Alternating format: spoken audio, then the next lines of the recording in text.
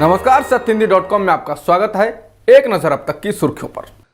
खाने पीने की चीजों के दाम में आई तेजी से फरवरी में रिटेल इन्फ्लेशन यानी खुदरा महंगाई की दर बढ़कर 6.07% पर पहुंच गई है। सोमवार को जारी आधिकारिक आंकड़ों में ये जानकारी दी गई। वहीं एक साल पहले इसी महीने में ये 5.03% रही थी, जबकि जनवरी 2022 में 6.01% थी। इसके अलावा थोक कीमतों पर आधारित महंगाई दर फरवरी में 13.11% रही है। ये लगातार 11वां महीना है जब थोक महंगाई दर दोहरे अंक में रहा है।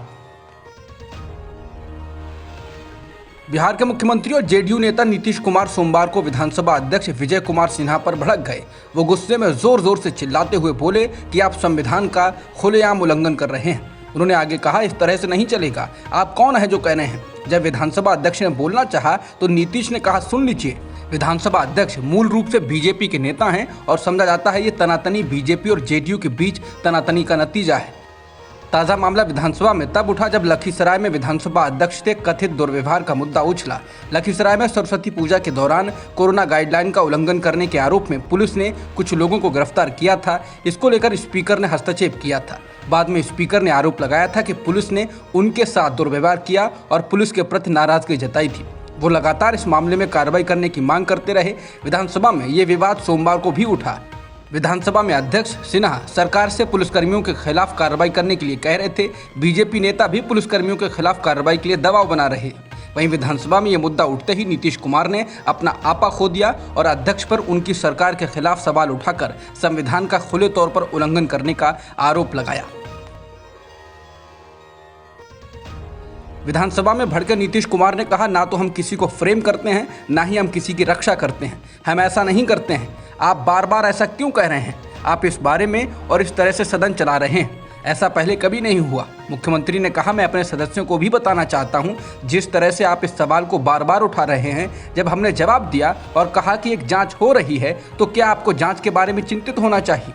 जब अध्यक्ष ने हस्तक्षेप करने की कोशिश की तो नीतीश कुमार ने कहा कि मैं सुन रहा था, मुझे दुख हुआ, यह अस्वीकार्य है। आप मेरी बात सुने, मैं इसे स्वीकार नहीं करूंगा। इस दौरान नीतीश कुमार ने विधानसभा अध्यक्ष को यह भी बताया कि क्या काम हाउस का है और क्या कोर्ट का है।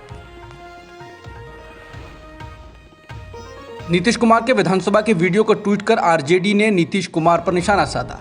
आरजेडी ने अपने ट्विटर हैंडल से ट्वीट कर कहा कि मुख्यमंत्री नीतीश कुमार गुस्से से आग बबूला होते हुए वो भाजपा के बिहार विधानसभा अध्यक्ष और आसन को अपमानित करते हुए कह रहे हैं कि आप कौन होते हैं, संविधान पढ़िए। आरजेडी ने सभापति की बात को भी लिखा है, जो वो नीतीश कुमार से कह रहे हैं कि आप ही बताइए कैसे सदन चलेगा। हमें अध्यक्ष की कुर्सी पर बैठाकर एक दरोगा सिपाही से बेइज्जत कराइएगा। आरजेडी ने इसको एनडीए का सर्कस बताकर हमला किया। अब पंजाब प्रदेश कांग्रेस के पूर्व अध्यक्ष सुनील जाखड़ ने आज चन्नी पर ट्वीट कर हमला बोला है।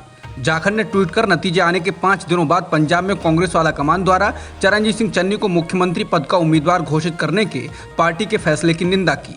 कांग्रेस आला कमान के फैसले का मजाक उड़ाते हुए जाखड़ ने 2 खबरों के स्क्रीनशॉट साझा किए, जिनमें से एक में चन्नी के भतीजे के यहाँ ईडी की छापेमारी को लेकर और दूसरे में चन्नी को एक एसेट यानी संपत्ति बताया गया था, उसको लेकर। इसी की मजाक बनाते हुए जाखड़ ने कहा, एक संपत्ति? क्या आप मजाक कर रहे हैं? भगवान का शुक्र है कि चन्नी को सीडब्ल्यूसी में पीबीआई महिला द्वारा राष्ट्रीय खजाना घोषित नहीं किया गया, जिन्होंने उन्हें पहले स्थान पर सीएम के रूप में प्रस्तावित किया था।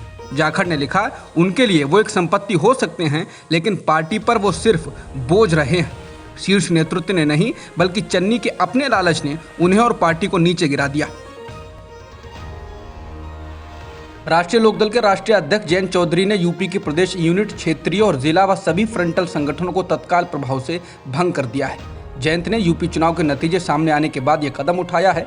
बता दें, पार्टी को यूपी विधानसभा चुनाव में कुल 8 सीटें मिली हैं, जबकि उसने 33 सीटों पर सपा के साथ गठबंधन करके चुनाव लड़ा था। चुनाव नतीजे 10 मार्च को आने के बाद जयंत ने ट्वीट करके उसे स्वीकार तो किया था, लेकिन रालोद के नेताओं ने कहा कि जयंत इन नतीजों से बहुत निराश हुए और जिस पार्टी कैडर और पदाधिकारियों पर उन्होंने भरोसा किया था, वे मतदाताओं को प्रभावित नहीं कर पाए। हालांकि हवा पार्टी के पक्ष में थी, इसीलिए उन्होंने पार्टी के यूपी यूनिट को पूरी तरह भंग कर दिया। कर्नाटक हाईकोर्ट हिजाब विवाद मामले में अपना फैसला कल सुबह 10:30 बजे सुनाएगा। बता दें, पिछले महीने कर्नाटक के कुछ कॉलेजों में हिजाब पहनने पर रोक लगा दी थी, जिसके बाद इस मुद्दे पर जमकर बवाल हुआ। चुनावी राज्य उत्तर प्रदेश में भी इसकी काफ़ी चर्चा हुई।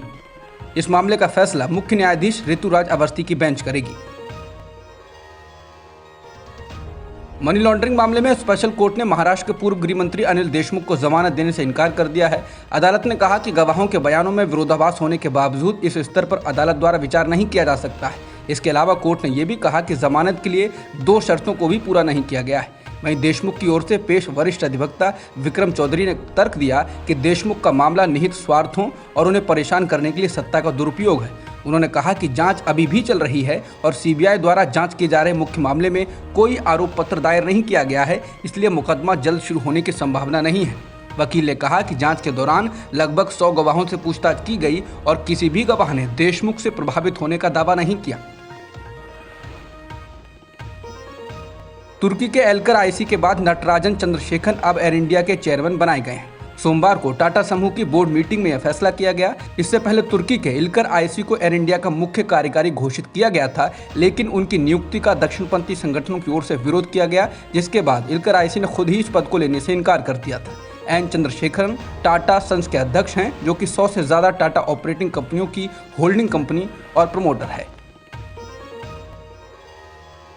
अब भारत में 16 मार्च से 12 से 14 साल के बच्चों को भी कोरोना का टीका लगाने की मुहिम शुरू होगी।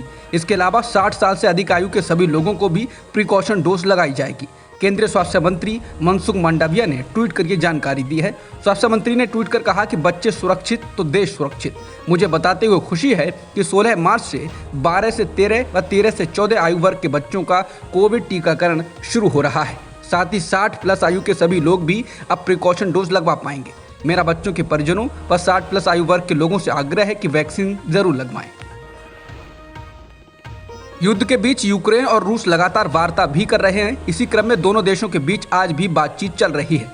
आ रही रिपोर्ट्स के मुताबिक वार्ता को लेकर यूक्रेनी अधिकारियों की ओर से इस बात के संकेत दिए गए हैं कि रूस का रुख पहले से अधिक सकारात्मक हुआ है। बीबीसी से बात करते हुए यूक्रेनी राष्ट्रपति वोलोदिमीर ज़ेलेंस्की के दफ्तर के एक अधिकारी ने कहा कि बातचीत के दौरान रूस का रुख अब पहले की तुलना में ज़्यादा सकारात्मक है। वो अब हमें अल्टीमेटम या चेतावनी देने या फिर समर्पण करने को कहने के बजाय सकारात्मक बातचीत शुरू करने का संकेत दे रहा है। भारतीय क्रिकेट टीम ने दूसरे टेस्ट मैच में श्रीलंका की टीम को 238 रनों से हरा दिया है। बेंगलुरु में खेले जा रहे इस मैच में भारत ने श्रीलंका को जीत के लिए 447 रनों का लक्ष्य दिया था, जिसका पीछा करते हुए श्रीलंका की टीम 208 रनों पर ही सिमट गई। भारत ने यह मैच जीतने के साथ ही टेस्ट सीरीज पर भी 2-0 से कब्जा कर लिया। अब तक की खबरों में इतना ही।